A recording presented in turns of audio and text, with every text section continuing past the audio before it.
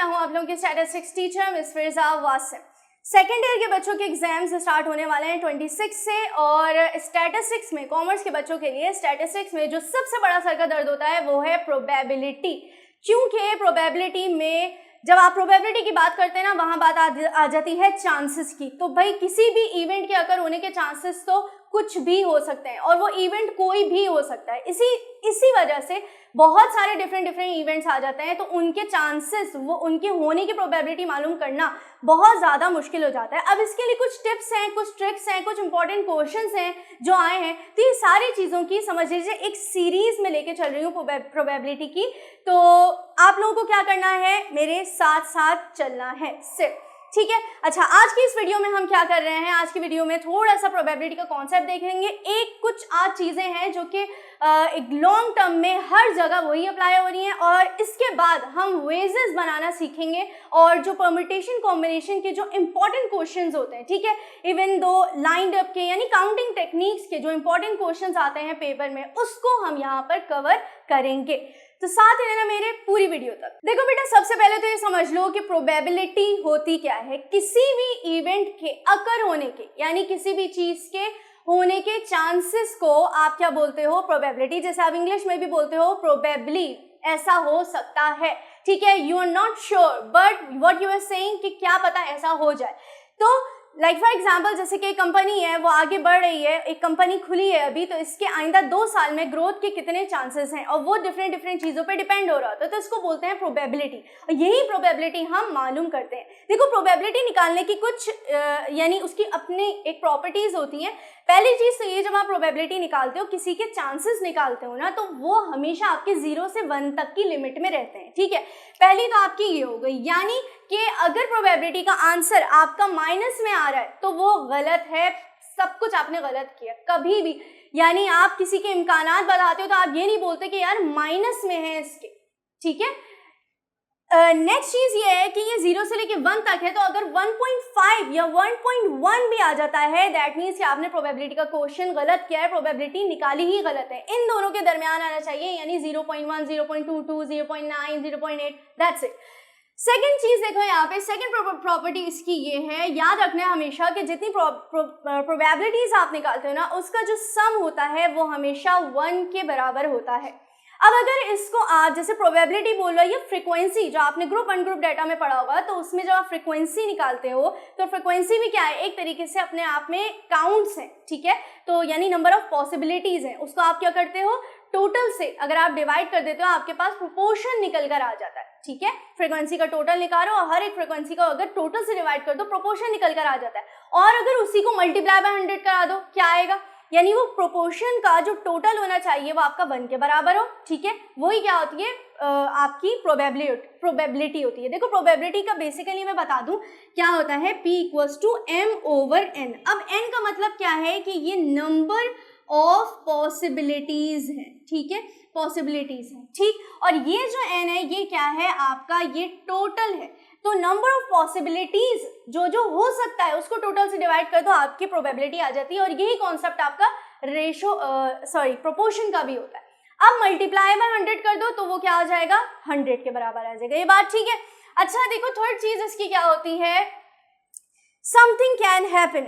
ये और ये 2 चीजें, देखो कोई चीज हो सकती है, उसकी प्रोबेबिलिटी 1 के बराबर है, ऑल्दो कि उसके अंदर कोई कंडीशंस लगी हुई हो कि भाई इतना n है, इसमें से आपको इतने x नंबर सेलेक्ट करने हैं या जो कुछ भी है, ठीक है। लेकिन जो कोई चीज हो सकती होगी उसकी प्रोबेबिलिटी 1 के बराबर होगी। मैं ये काम कर सकती हूँ, दैट मीन्स ये पूरे चांसेस हैं कि मैं जो हूँ ये काम करूंगी, तो 1 के बराबर है। किसी चीज की प्रोबेबिलिटी नहीं हो सकती। अब नहीं हो सकती का मतलब क्या है, देखो मेरे पास 5 मैंगोज हैं, ठीक है, और मुझसे अगर कोई बोल रहा है इसमें से 6 सेलेक्ट करो, तो 6 सेलेक्ट होने के चांसेस क्या होंगे, अगर आप बताओ मुझे कि 5 हैं, इसमें से मैं 6 सेलेक्ट कर लूँ, ऐसा तो नहीं हो सकता ना, जितनी है उसके अंदर से सेलेक्ट करूंगी। तो जब एक चीज हो ही नहीं सकती तो उसकी प्रोबेबिलिटी हमेशा किसके बराबर होती है, 0 के बराबर होती है। अब ये वाला फिनोमेना आपके क्वेश्चंस के बीच में आता रहता है, तो इसको जरा ध्यान में रखना, ठीक है। अच्छा, बहुत एक इंपॉर्टेंट प्रॉपर्टी इसकी ये है कॉम्प्लीमेंट की। देखो, कॉम्प्लीमेंट की प्रॉपर्टी का एक्चुअल मतलब क्या होता है यहाँ जरा देख लेना। इसको मैं दोबारा भी आगे किसी उस वीडियो में रिपीट करूंगी कि probability of A plus probability of A complement equals to 1। यानी अगर आपको प्रोबेबिलिटी ऑफ ए निकालना है, जस्ट ये निकालना है, तो आप इसको ऐसे भी कर सकते हो 1 माइनस ये किधर चला जाएगा, उधर चला जाएगा, तो 1 minus probability of A complement. इसका मतलब आपको ये हुआ कि भाई अगर आपको हाँ की प्रोबेबिलिटी निकालनी है तो 1 माइनस प्रोबेबिलिटी ऑफ नहीं कर दो। बात समझ में आई। इसी तरीके से आपने सुना होगा मशहूर ज़माना डिफेक्टिव नॉन डिफेक्टिव, ठीक है, ग्रेजुएट नॉन ग्रेजुएट। तो अगर आपको डिफेक्टिव की प्रोबेबिलिटी निकालनी है कि भाई बल्ब्स खराब हैं, डिफेक्टिव हैं, तो उसको 1 माइनस नॉन डिफेक्टिव से कर दो, यानी 1 माइनस जितने आपके पास सही है उनसे माइनस कर दो, तो आपके पास किसकी प्रोबेबिलिटी आ जाएगी, डिफेक्टिव की आ जाएगी, ठीक है। इसी तरीके से अगर डू की निकालनी है प्रोबेबिलिटी तो 1 माइनस डोंट कर दो, या डोंट की निकालनी है तो 1 माइनस डू कर दो। अगर क्लियर नहीं हुआ कोई मसला नहीं है, आगे चलते हैं, साथ साथ आपकी बातें क्लियर होती जाएंगी। अब आ जाते हैं इसके सबसे मेन चीज की तरफ जो कि प्रोबेबिलिटी से भी पहले है, वो है वेजेस बनाना। अब जब बात परम्यूटेशन की आ जाती है तो देखो फॉर एग्जांपल अगर आपके पास 5 ड्रेसेस हैं, वही वाली एग्जांपल, और उसके अंदर आपको क्या करना है, अरेंजमेंट करनी है। यानी मैं आपसे कहती हूँ कि इसको कलर वाइज अरेंज कर दो, तो येलो कलर के ड्रेसेस अलग, एक आपने व्हाइट का अलग कर दिया, एक रेड का अलग कर दिया, ठीक है। तो ऐसी सूरत में परम्यूटेशन आता है। अच्छा, अब एक चीज बहुत अहम चीज यहाँ पे समझना, देखो जो परम्यूटेशन होती है ना, आपके पास अरेंजमेंट करने को हर दफा नहीं आता, यानी बात आगे बढ़ती किससे, वो कॉम्बिनेशन से बढ़ती है। क्यों? क्योंकि वहाँ सिलेक्शन हो रही होती है। और देखो किसी भी चीज को सेलेक्ट करने के ही ज़्यादातर चांसेस आपके पास कैलकुलेट हो रहे होते हैं बनिस्बत इसके कि आप अरेंज करने के चांसेस देखो, ठीक है। तो तभी आप क्या करते हो, जो इससे जो कॉम्बिनेशन से, ये देखो ये कॉम्बिनेशन से जो आपके वेजेस निकल कर आते हैं ना, कि आप इसको किस किस वेजेस में सेलेक्ट कर सकते हो, ठीक है। 2 को एक साथ सेलेक्ट कर सकते हो और फिर और अलग 2 को एक साथ सेलेक्ट कर सकते हो। अभी हम क्वेश्चन करेंगे, पता चल जाएगा, ठीक है। तो ये जो वेजेस होते हैं ना, इसको आप क्या कर देते हो, डिवाइड करते हो किसके साथ, n के साथ, ठीक है। तो ये आपके ये होता क्या है, ये आपके पास हो जाता है m/n हो जाता है। तो इसी की प्रोबेबिलिटी निकल कर आ जाती है। यानी कि क्या प्रोबेबिलिटी है कि अगर आपके पास 2 रेड बॉल्स हैं और आपको उसमें से एक बॉल सेलेक्ट करनी है, तो क्या प्रोबेबिलिटी है कि वो रेड बॉल हो, ठीक है, या 2 रेड है एक वाइट है, तो और एक ही सेलेक्ट करनी है आपको, तो क्या प्रोबेबिलिटी है कि वो जो बॉल सेलेक्ट हो रही है वो रेड बॉल हो। बात समझ में आ रही है।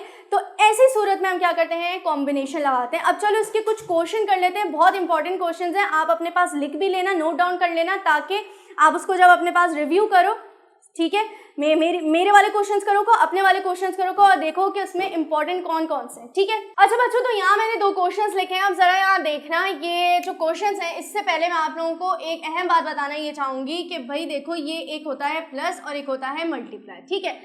प्लस हम हमेशा कब करते हैं, जब हमसे कहा जाता है ये या तो ये या तो ये। इसका मतलब कि जब भी आपके पास चॉइसेस आ जाती हैं और आपको सिलेक्शन करनी होती है। जैसे फॉर एग्जांपल जब ये जो प्लस है, इसको हम क्या बोलते हैं, और बोलते हैं, ठीक है। कहीं पर भी आपके पास और आ जाए, सवाल में कहीं पर भी और आ जाए, इसका मतलब क्या है, आपको वहां पे करना है प्लस, ठीक है।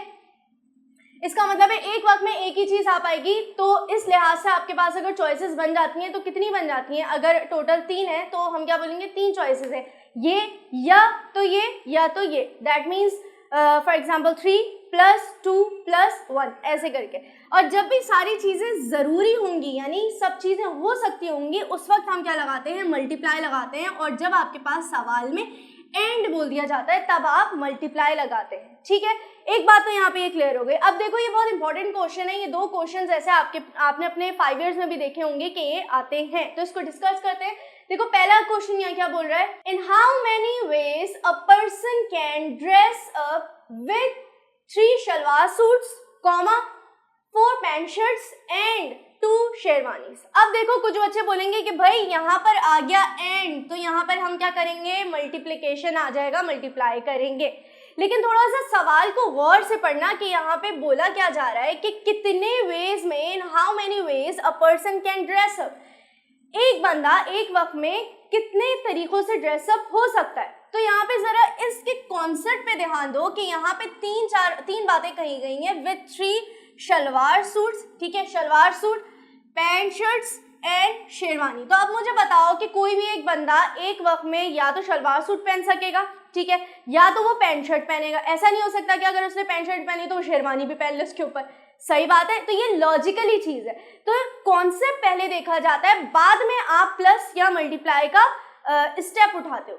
तो ये आपसे क्या बोल रहा है कि भाई या तो आपके पास 3 शलवार सूट्स होंगे, यानी कि ड्रेसअप विद 3 शलवार सूट्स, तो यहाँ पे आप लिखोगे 3, ठीक है, और कॉमा लगा है यहाँ पे। देखो अब यहाँ पे कहीं और की बात नहीं हुई है, लेकिन फिर भी हम यहाँ पे प्लस लगाएंगे। क्यों? क्योंकि हमारा कॉन्सेप्ट क्या बोल रहा है, वो हमें या का कॉन्सेप्ट दे रहे हैं। बात समझ आ रही है?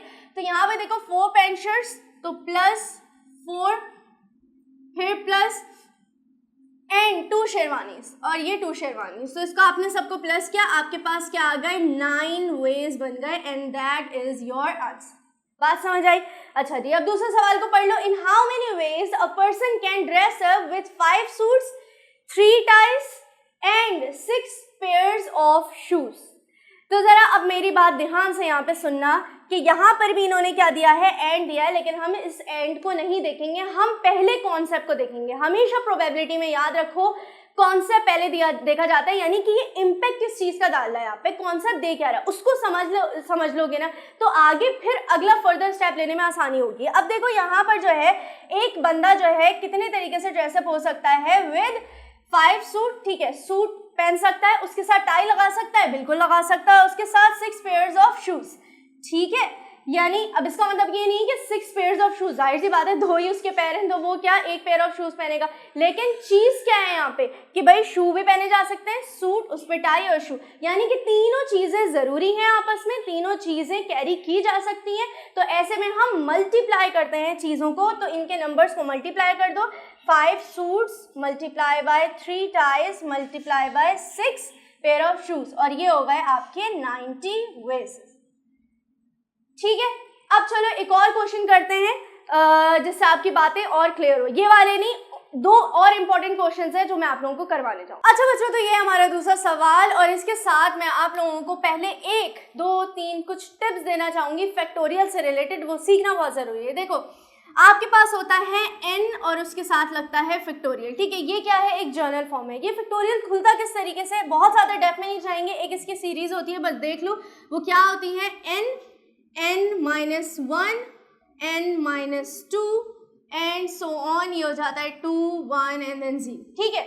ये इसकी एक सीरीज चलते आती है। अब अगर इसकी जगह आप कोई ना कोई नंबर ले लो, ये तो जर्नल फॉर्म थी, जैसे आपने लिख दिया 5 फैक्टोरियल, तो 5 फैक्टोरियल की जगह क्या होगा, देखो ये n था तो ये n आया, यहाँ पर भी क्या आएगा, 5 आएगा पहले, multiply by 4, then multiply by 3 into 2 into 1, यानी आप इसको जो है इसके लीस्ट तक क्या करेंगे, खोल देंगे, एक्सपेंड कर देंगे। अब इसका मतलब देखो क्या हुआ, ये n था यानी ये n फैक्टोरियल, तो ये 5 फैक्टोरियल, तो यहाँ 5 आया, जैसे यहाँ n आया था, अब n-1 ये इंटू n-1 हो रहा है, तो 5-1 क्या होगा, 4, यहाँ आ गया 4, n-2 तो 5-2 क्या होगा, 3, यहाँ आ गया 3। तो इस तरीके से ये खुलता है, इन सबको आप मल्टीप्लाई कर दो, आपके पास किसका आंसर आ जाएगा, 5 फैक्टोरियल का। और इस चीज़ को आप कैलकुलेटर, क्योंकि इंटर में कैलकुलेटर अलाउ होता है, इसको कैलकुलेटर के थ्रू भी आप निकाल सकते हो। किस तरीके से, जिन बच्चों को नहीं पता मैं उनको वैसे ही बता रही हूँ कि जैसे ये 5 फैक्टोरियल है ना, आपने क्या लिखना है 5, उसके बाद दबाओ शिफ्ट, ठीक है। शिफ्ट दबाने के बाद आपके पास जो मॉड होता है ना, जो ऑन का बटन उसके बराबर में मॉड होता है, कैसियो के कैलकुलेटर बता रही हूँ, वैसे तो डिफरेंट होते हैं, तो उसी के नीचे जो है एक जो बटन होगा वो ऐसा होगा, ठीक है। उसके ऊपर जो है आपका छोटा सा x फैक्टोरियल लिखा होगा, तो 5 शिफ्ट और ये वाला बटन दबाना है तो आपके पास ऑटोमेटिकली फैक्टोरियल आ जाएगा। एक और चीज़ ध्यान में ये रखनी है कि फैक्टोरियल बहुत बड़ा आप कैलकुलेटर से नहीं निकाल सकते, यानी 69 फैक्टोरियल जब करोगे उससे आगे का वो सिंटैक्स आपको मैथ्स एरर दे रहा होगा। इसके लिए आप क्या करते हो, इसके लिए एक छोटी सी मैं चीज़ बता रही हूँ, इससे ओवरकम करने के लिए। देखो अगर आपके पास फॉर एग्जांपल कॉम्बिनेशन आप लगा रहे हो, जैसे ये हो गया आपका 100 कॉम्बिनेशन 3, ठीक है, इसको आपको करना है सॉल्व। आपने लगाया है इसका formula n factorial divided by n minus r factorial, और यहाँ लगा दिया आपने r फैक्टोरियल। अब अगर आप इसको क्या करते हो, खोलते हो, देखो आपने क्या किया, इक्वल्स टू यहाँ 100 है तो 100 फैक्टोरियल डिवाइडेड बाय ये क्या हो जाएगा 100 माइनस 3 97 हो जाएगा, ठीक है। तो 97 फैक्टोरियल इंटू ये 3 फैक्टोरियल। अच्छा चलो यहाँ पे पहले 3 फैक्टोरियल लगा देते हैं, मैं डायरेक्ट नहीं करती। अब देखो आपको क्या करना है यहाँ पे, क्योंकि इसको 100 फैक्टोरियल लिखोगे या 97 फैक्टोरियल, ये दोनों के दोनों ही आपके नहीं आएंगे और आप इसको कितना खोलते रहो। तो देखो यहाँ पे किस तरीके से लिखेंगे, 100 फैक्टोरियल को आप खोलोगे कहाँ तक, यहाँ 97 तक, 100 99 98 97 फैक्टोरियल, और यहाँ पर क्या आ गया 97 फैक्टोरियल हो गया, ठीक है। मल्टीप्लाई बाय इस 3 को खोल दो, 3 2 1, ये खुल गया। अच्छा अब यहाँ से 97 से 97 कैंसिल हो जाएगा, यहाँ पे क्या करोगे इनको मल्टीप्लाई करो और इसको मल्टीप्लाई करो, यहाँ पर क्या आ जाएगा आपके पास आंसर आ जाएगा, ठीक है। तो कभी भी अगर बड़ी वैल्यू का फैक्टोरियल आ जाए तो आपको क्या करना है, इस तरीके से करना है, नीचे जो आया हुआ है उस तक खोल के ऊपर वाले फैक्टोरियल को फिर आगे से अपना कैंसिल आउट, हर उसमें कैंसिल आउट होगा, ठीक है। कोई सा भी नंबर आप करके देख लो। अच्छा अब आ जाते हैं अपने क्वेश्चन की तरफ। ओके तो यहाँ पे क्वेश्चन आपको क्या बोल रहा है, in how many ways we can arrange the word. देखो बेटा ये मोस्ट इंपॉर्टेंट क्वेश्चन है, ये वाला इस किस्म का इस नेचर का क्वेश्चन आता है आपके पास, तो रिमेंबर इसको करना ही है आप लोगों को।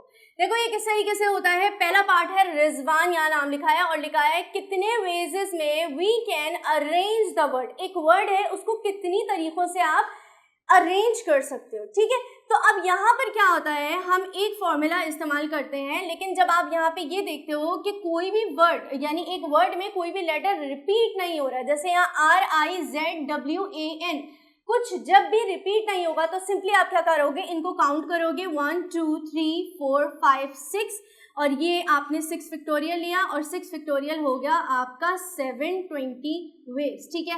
लेकिन अब दूसरे पार्ट के अंदर यहाँ देखो इस वर्ड में जो लेटर्स हैं वो रिपीट हो रहे हैं, जैसे A 2 बार रिपीट हो रहा है, B 2 बार रिपीट हो रहा है और ये S जो है ये एक ही बार है, ये रिपीट नहीं हो रहा। तो इसके लिए सबसे पहले तो आपको एक काम करना पड़ेगा, पहले काउंट करो 1 2 3 4 5, यानी कि यहाँ n क्या है, n इक्वल्स टू 5 है, ठीक है। दूसरा आपको क्या करना पड़ेगा भाई, n1 यानी इसकी जो लेटर रिपीट हो रहे हैं और प्लस जो अकेले भी हैं उनकी कैटेगरी क्या बनती है, यहाँ पे ये देखना है। जैसे n1 है तो पहला क्या है a के कितने हैं 2, तो n1 इक्वल्स टू 2 हो गया। इसके बाद n2 है, ठीक है, n2 B है, B भी 2 बार रिपीट हो रहा है तो ये क्या हो जाएगा 2। अच्छा फिर क्या है, लेटर S है, ये एक ही बार है, रिपीट नहीं हो रहा, तो ये आपके पास हो जाएगा कॉमा डाल के n3 इक्वल्स टू 1। अब सिंपली आपको एक फॉर्मूला लगाना है, फॉर्मूला क्या लगाना है, मैं फॉर्मूले को यहाँ पे लिख के दिखा देती हूँ, n factorial divided by n1, ठीक है, n1 factorial n2 factorial n3 factorial. अब अगर यहाँ पर और भी कैरेक्टर्स होते यानी लेटर्स होते, जैसे n5 तक जा रहा है तो ये क्या हो जाता, आगे बढ़ जाता, n5 फैक्टोरियल तक हो जाता है, ठीक। तो अब जल्दी से इन सब चीज़ों को हम इसमें पुट करते हैं, ये क्या हो गया 5 फैक्टोरियल डिवाइडेड बाय 2 फैक्टोरियल, अच्छा मल्टीप्लाई हो रहे हैं आपस में इंटू 1 फैक्टोरियल। अब देखो अगर मैं 2 फैक्टोरियल को यहाँ पे खोलती हूँ तो ये क्या आ जाएगा, देखो 2 इंटू 1, इसी तरीके से इस 2 फैक्टोरियल को भी सेम आ जाएगा 2 इंटू 1, तो ये आंसर क्या होगा 2 ही रहेगा। तो मैं यहाँ पे डायरेक्ट क्या लिख रही हूँ, अच्छा 5 फैक्टोरियल ये हो गया मेरे पास 120 और यहाँ मैंने डायरेक्ट लिख दिया 2 मल्टीप्लाई बाय 2 और 1 फैक्टोरियल क्या मतलब वही चीज़ हो जाएगी 1 ही होगा, तो यह हो गया आपके पास 1, ठीक है। इस तरीके से आपके पास ये आंसर आ जाता है 120 डिवाइडेड बाय 4, ठीक है। इसको कैलकुलेटर से कर लेना, आपके पास आंसर आ जाएगा।